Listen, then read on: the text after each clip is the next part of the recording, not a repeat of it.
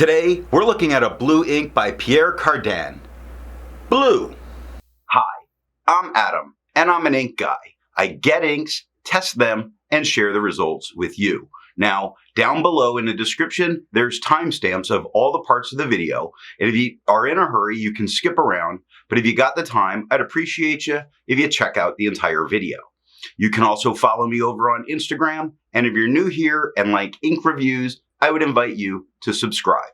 To make sure I have a range of experience with this ink, I do the writing samples. I then put the ink into this Lamy All-Star with a broad nib, wrote with it for a day, and used it to take the notes for this video. In order to have some standardization while looking at writing samples, I always use Clairfontaine, Tomoe River, and Rhodia paper, although there are additional writing samples that occur much later in the video. Now, let's look at the writing sample. I got sent 3 cartridges of this ink with my Pierre Cardin President, and I figured, hey, why not? Let's test it. So, to keep my writing samples consistent, I use a Jinhao 159 with a Goulet 1.1 stub, a Jinhao X450 with a Goulet medium, and a Jinhao X750 with a Goulet extra fine. Let's take a look at the Clairfontaine. We get no bleeding and no ghosting. The 1.1 is really light. It has no feather spread, halo sheen, or shade. The extra fine is significantly darker than the stub, with no feather spread, halo sheen, or shade. And the medium, in 5 seconds to dry, the medium is significantly darker than the extra fine, with no feather spread, halo sheen, no shade, 6 seconds to dry. I like the tone in the wet medium pen.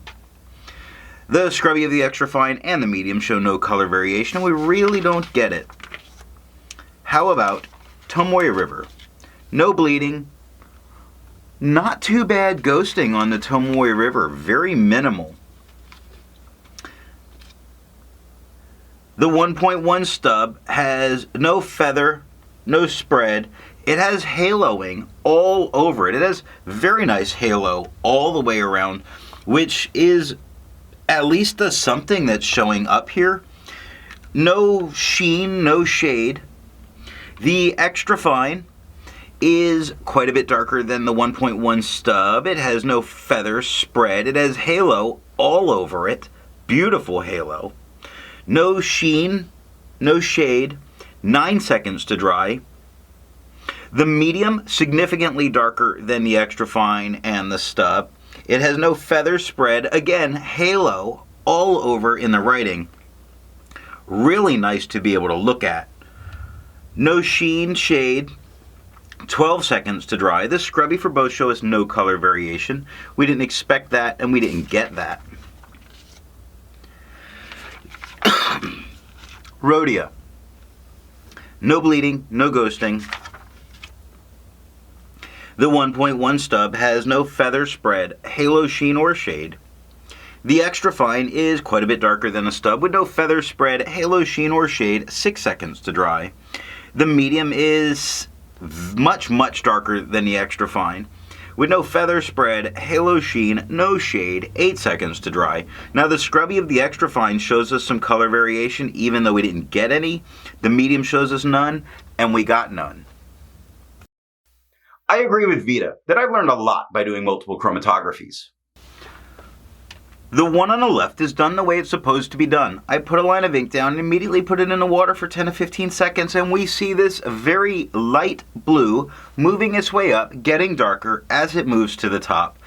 A true prime blue. The one on the right, I let dry for 10 minutes before I dunk it into water.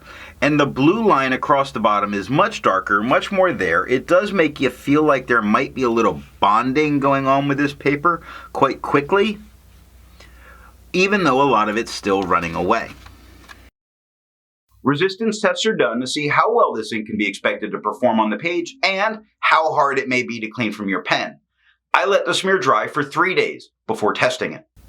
Looking at the highlighter, you could use it, but a lot of this ink is really washing away given the highlighter that I'm not sure that I would want to use it for that reason in a note-taking situation. Now, water, if you look at the right upper edge, you do start to see the top of, or the white of the paper coming through. I'm not sure that it's going to fully get you there, but maybe given some more time. However, if water doesn't get you all the way to a clean pen, pen flush will. You do start to see the white of the paper starting to come through, and it was only allowed to sit there on the surface for 30 seconds. There would be no reason to use 1/3 bleach solution, but if you did, it completely obliterates it, taking it off the page. But there's no need for that here. As far as viscosity or flow, for the inks I've tested, I've found an average viscosity of 2.5, with the realm of normal being from 2.1 to 2.9. Pierre Cardin's Blue has a viscosity of 2.01, making it a wetter ink.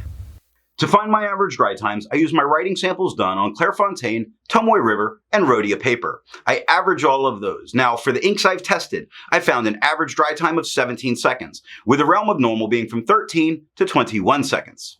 Pierre Cardin's Blue has an average dry time of 8 seconds, making this a very fast drying ink.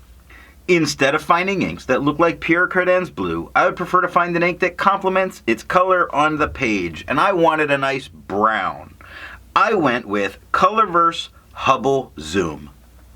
The second writing sample is done on Vinta, Strathmore writing paper, and Limone. Here we're using the Modern Traveler, a Vinta notebook. It's a lower quality paper, but I like finding inks that work very well on it. This Pierre Cardin ink worked very well. No bleeding, no ghosting. The 1.1 is super light, but has no feather spread, halo sheen, and no shade. The extra fine is darker than the stub with no feather spread, halo sheen, or shade. 3 seconds to dry. Very good in a pocket-sized notebook. Medium is darker than the extra fine with no feather. It is some feathering like on the G of dog. Really not something that's going to stop you from using it. The K in quick. Pocket-sized notebook. Jotting notes. This is not your archive thing. Maybe it is. I don't know. This is, I'm walking around and a notebook's next to my butt most of the time. So, not a big deal.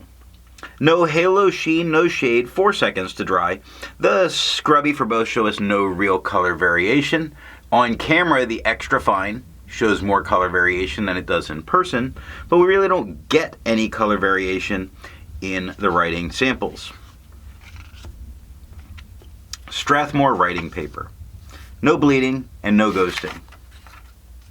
The 1.1 has no feather spread, halo sheen, and no shade. The extra fine is darker quite a bit than the stub, with no feather spread, halo sheen, or shade. 4 seconds to dry. The medium is significantly darker and a very nice tone of blue, with no feather spread, halo sheen, or shade. 7 seconds to dry.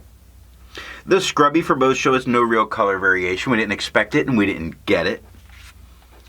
Ultimately, I've been very happy with how this ink is performed as something that just showed up with a pen. Limone paper.